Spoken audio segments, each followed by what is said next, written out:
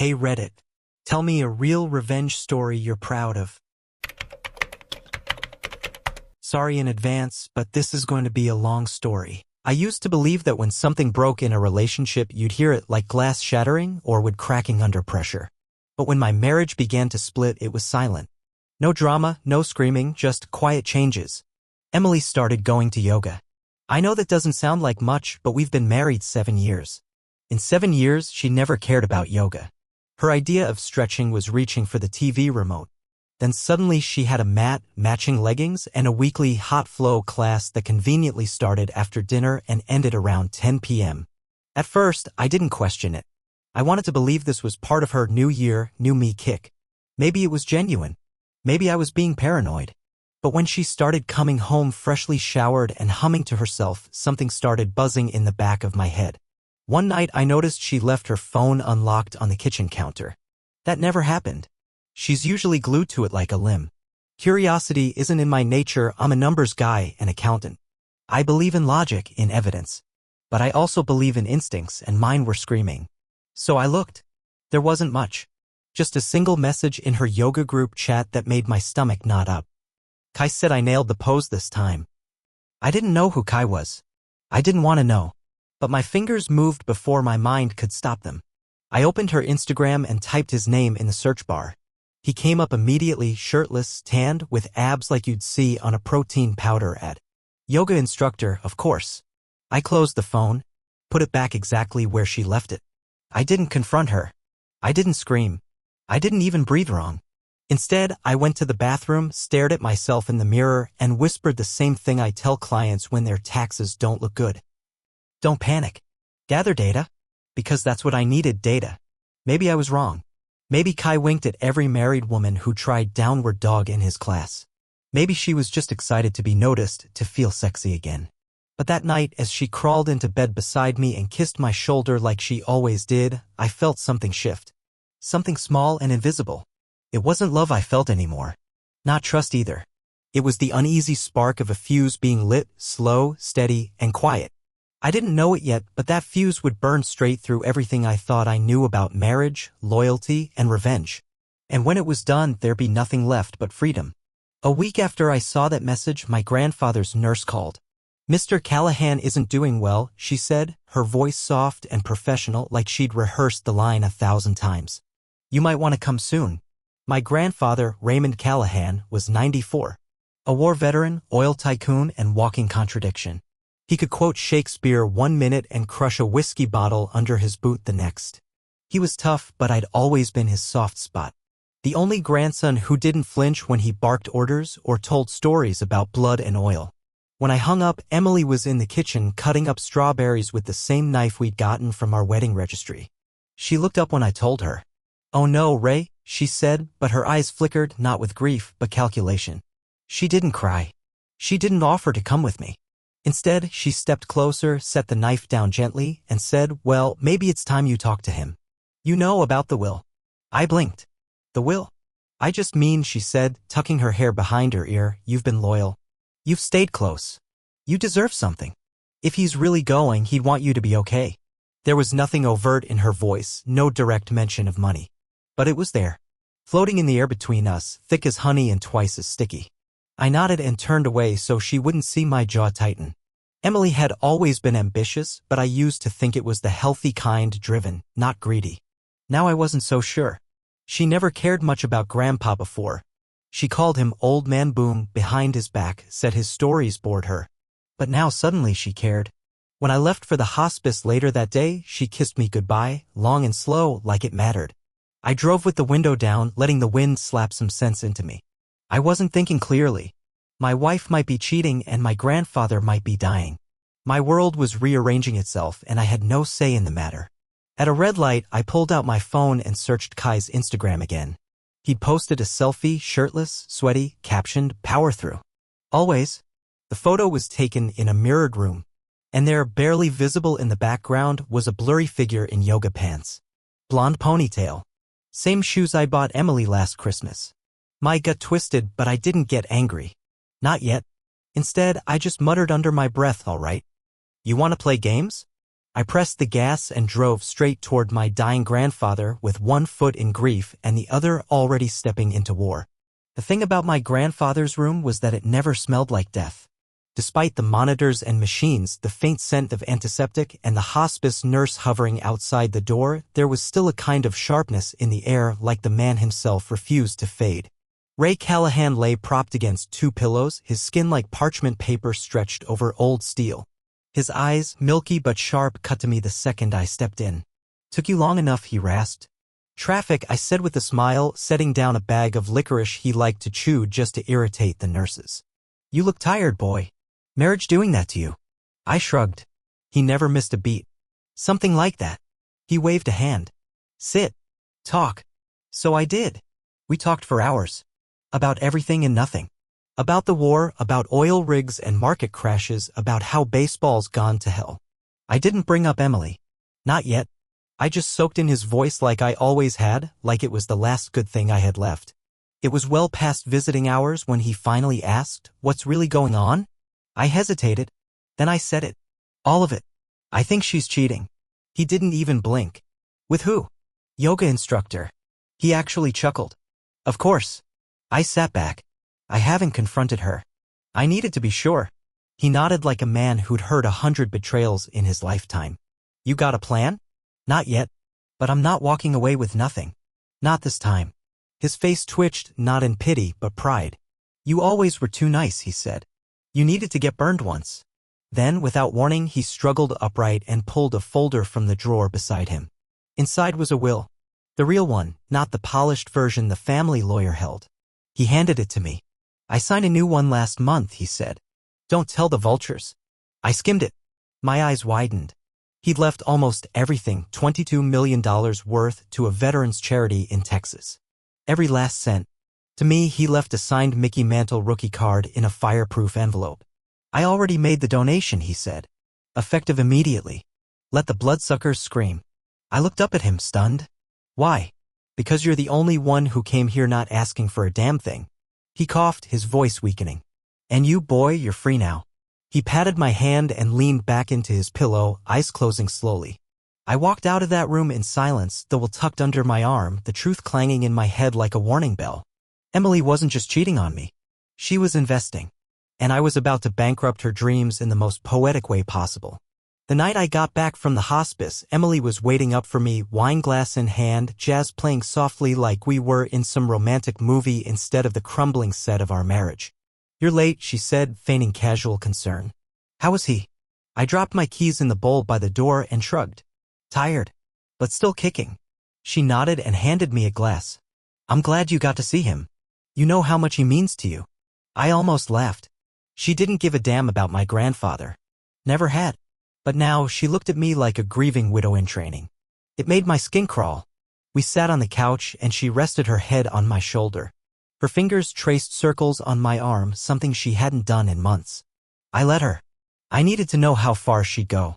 "You know," she said after a moment, "we should think about things. In case he passes." "Things?" I asked, playing dumb. "Yeah. Like the house? The future. Maybe it's time to revisit the prenup." "I mean, we're not struggling, but if something big is coming," she trailed off, letting the words hang like bait. And I bit, but not how she expected. "You're right," I said. "Let's talk to a lawyer. Clean slate." Her eyes lit up just a bit too fast. "Really?" "Really." That night, she kissed me like we were in love again. Like nothing was broken. But I felt nothing. No fire. No anger. No heartbreak. Just a cold flame burning steadily in my chest. I wasn't going to scream. I wasn't going to beg. I was going to let her write her own damn ending and then slam the book shut. The next few weeks were strange. She became affectionate, doting even. She cooked more, laughed more, made plans for summer vacations, and hinted at renovations once the will goes through.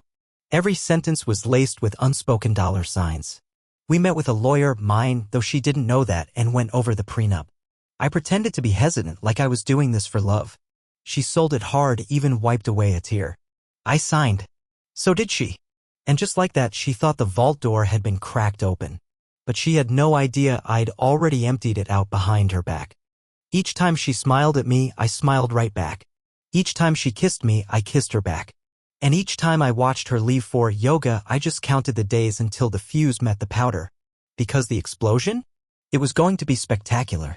People think revenge is loud, that it's fire and fists, screaming matches, and broken glass. But I've found it's better when it's slow. Quiet. Like watching ice crack beneath someone's feet while they dance unaware. After the prenup reversal, Emily got bold. She stopped pretending to sneak around. Her yoga nights became twice a week. Her phone never left her side, but her attention never lingered on me. She was already living like a future widow with a windfall, except she had no idea the vault was empty.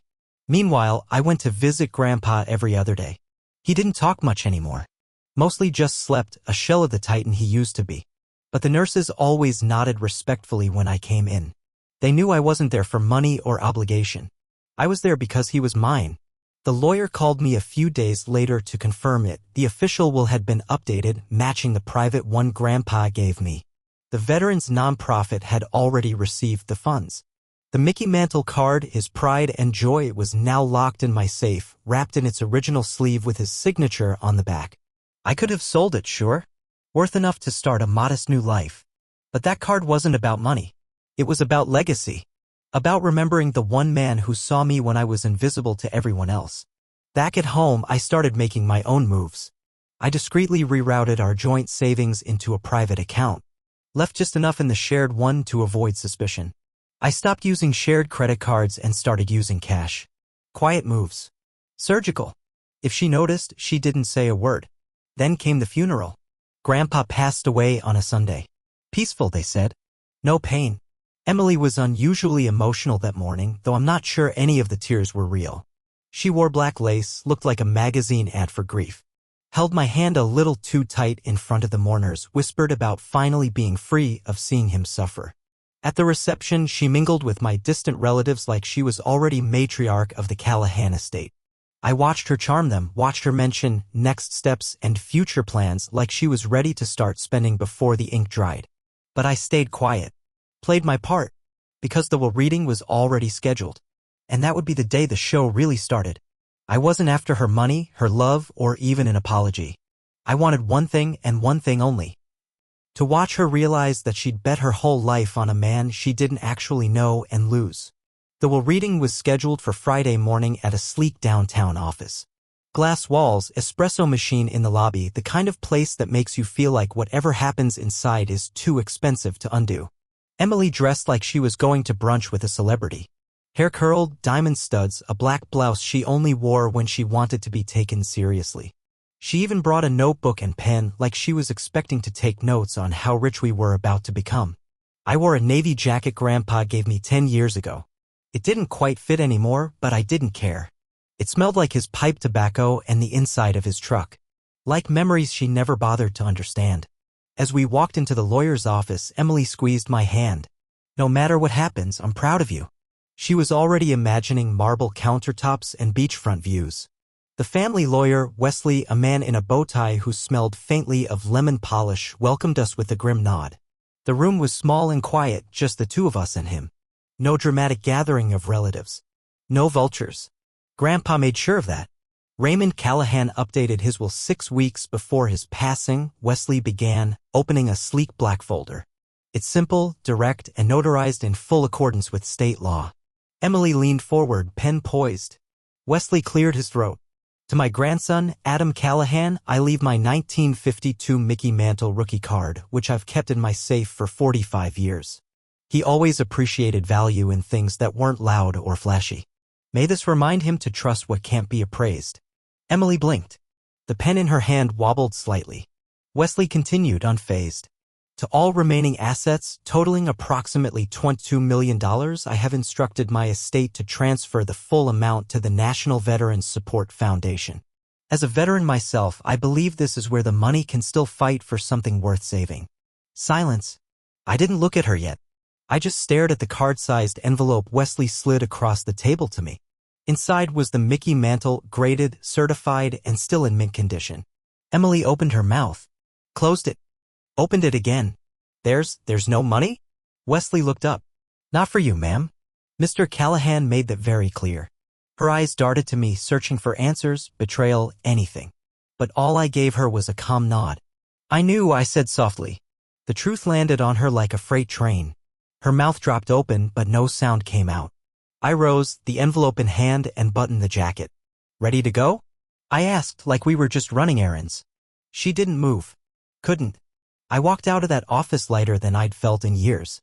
And behind me, Emily sat frozen in a glass room with nothing to hold onto but her own reflection and the sound of a door closing. I don't think I'll ever forget the look on her face. Not when she walked into the lawyer's office. Not when Wesley read the will. But the moment after, when the last line was spoken, the room went still and she realized that everything she had banked her life on had just evaporated in real time. That's the moment burned into my brain. It wasn't rage. Not yet. That would come later. It was confusion first. Like she'd misheard. Like maybe Wesley had made a mistake and would laugh and say, just kidding, and then start reading the real will. She looked at me like I was the magician who had cut her in half. And maybe I was. When we stepped into the parking lot, she was quiet. That scared me more than any screaming ever could. Emily always had something to say. Always. The silence was surgical. We got into the car. She didn't turn on the radio. She didn't check her phone. She didn't speak the entire ride home. At the house, she walked straight upstairs and closed the bedroom door. I stayed downstairs, poured myself a glass of scotch, and sat on the couch in the same spot where, months ago, I'd first felt the spark of suspicion. I should have felt triumphant. But mostly, I felt relief. Not just because I'd won, whatever that meant, but because I didn't have to pretend anymore. I didn't have to share space with someone who only smiled when money was near. I didn't have to lie to myself about love. Later that night, she finally came downstairs. Her voice was sharp, rehearsed, like a blade polished for use. You knew the whole time. I nodded. I did. She stepped closer, her jaw tight. You set me up. No, I said, meeting her eyes. You set yourself up. I just didn't stop you. You tricked me into signing away my protection. You tore it up yourself, I said. Said you wanted trust. I gave it to you. She laughed bitterly. You were such a... But she stopped herself. She couldn't finish it. She knew anything she said now would sound hollow. You married me for love, I said quietly. Then you stayed for the money. The problem is, I don't have any. She stood there, breathing hard, fists clenched. I thought she might hit me. Scream. Cry. Instead, she walked to the door, grabbed her keys, and left. She didn't say where she was going. I didn't ask. I just watched her taillights disappear down the street and finally let myself smile. Because that wasn't the end. Not yet. But it was close. I didn't hear from Emily for 3 days. Not a call. Not a text. Not even a petty Instagram post. She went radio silent, which told me one thing: she was scrambling. When she finally came back, it was with Kai. They pulled up in his Tesla like they were the power couple of the year, her in sunglasses and a white blouse, him in joggers and designer sneakers that probably cost more than our first mortgage payment. I was out front, clipping the hedges. Old school. Manual clippers. Felt fitting. Emily got out first. We need to talk, she said, arms crossed, the tone of someone still pretending they had leverage. Kai leaned against the car like this was his driveway. I set the clippers down and nodded. Sure. Let's talk. She started with the usual, you manipulated me. You knew I was vulnerable. You took advantage. I just listened. Then she said it, I want half. Half of what you got. I actually laughed. You want half of the Mickey Mantle card? Kai stepped forward. Look, man, this doesn't have to get ugly. We know your grandpa had assets. You're sitting on something. We can be civil. I walked up to Kai until we were face to face. He was taller, fitter, younger. But he didn't have the truth. I'm not sitting on anything, I said. He donated it all. I have paperwork. Certified. Witnessed. Legally airtight. Kai looked at Emily. Emily looked at me. Then what's the plan, she spat. Live off a baseball card and spite? I leaned in. You already did the living. Now you get to do the leaving. I turned, walked inside, and closed the door. I watched them through the window. They argued. Loudly. Kai gestured at the car, shaking his head. Emily looked like she was pleading. Eventually, he drove off. She didn't follow. Instead, she sat down on the porch. Cross-legged. Like the yoga girl she always pretended to be. I didn't invite her in. She left 2 hours later without a word. That night, I took the Mickey Mantle card out of its envelope and looked at the back where Grandpa had written in sharp, scratchy ink. Real value's not in what you own. It's in what you walk away from without looking back. I slipped it into a safe deposit box the next morning. The past was over. And Emily? She was just a ghost in it. Emily didn't come back after that. No apology. No parting letter. No final tantrum. Just a silence that settled over the house like dust, slowly covering everything we used to share. I half expected her to lawyer up and try to contest the will, or accuse me of manipulation, or come back one last time just to scream. But she must have realized she didn't have a legal leg to stand on. The prenup had been reversed voluntarily, her idea, her signature. The estate was already gone. And there was no money trail to follow because there was nothing left to chase. It wasn't just the loss of the fortune that broke her, it was the realization that she had underestimated me. That I hadn't been the docile husband she thought I was. That I had been watching, planning, and worst of all, waiting. I heard from mutual friends that Kai dumped her 2 days after their little power play. Apparently, he realized she wasn't a lottery ticket, just another broken promise in yoga pants. She tried to land on her feet, but without the image of a millionaire's wife to lean on, she didn't have much to stand with. I stayed in the house for a few more weeks, long enough to sort out the paperwork, finalize our divorce, and liquidate what little we still jointly owned. Then I sold the place. No grand goodbye. No dramatic exit. I just handed over the keys to a young couple who looked at it like it was there forever. I packed up my things, mostly books, old records, and Grandpa's card, and left behind everything else. The furniture, the dishes, the wedding photos. All of it stayed, like a staged museum to a life that never really existed. I moved to a small coastal town, quiet and slow-paced. Rented a modest place with creaky floors and a porch that faces the ocean. Started teaching financial literacy at the community center, helping people who actually wanted to learn. People who looked me in the eye and listened. It's not glamorous. It's not rich. But it's real. Sometimes I think about Emily. Wonder where she landed. If she still does yoga, if she still sleeps with her phone under her pillow. If she ever looks back and realizes what she threw away chasing something shinier. But I don't dwell. Because the truth is I didn't lose. I won in the only way that mattered. I got out. And she? She's still stuck in a game where the rules no longer apply. It's funny how freedom doesn't come all at once. It arrives in fragments, like waking up in a house where you don't flinch at the sound of footsteps or checking your phone without bracing for a lie. Like drinking your coffee while it's still hot just because you can. The first morning in my new place, I stood barefoot on the porch and watched the waves roll in like they were clocking in for work. Steady. Relentless. Honest. A gull squawked somewhere overhead. I smiled. No texts. No schemes. No carefully curated social media lies. Just air. And quiet. And the old, satisfying knowledge that I hadn't just escaped a bad marriage, I'd earned my exit. Some nights I still see her face. Not in a haunting way, just there.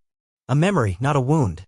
She's frozen in that moment at the lawyer's office, lips parted, hand tightening on her pen as her fortune disappeared syllable by syllable. I used to think that revenge had to be loud to count. Explosive. But now I know better. Revenge is sometimes just absence. It's the hollow where someone thought they'd find gold and came up empty. It's walking away and letting the silence speak louder than anything you could have shouted. Grandpa was right. Real value isn't in what you inherit. It's in what you refuse to carry. I kept the Mickey Mantle card, not because of the money, but because it reminded me of him and of the moment I chose to stop surviving and start living. Sometimes people at the center ask me why I left my old life. I just tell them, I outgrew it. And I did. I grew past lies, past performance, past the polished version of myself I used to present to a woman who only loved the image. Yeah? Now I'm just me. And for the first time in years. That's enough. Thanks for watching. Don't forget to like, subscribe, and tell us in the comments what's a revenge story you're proud of.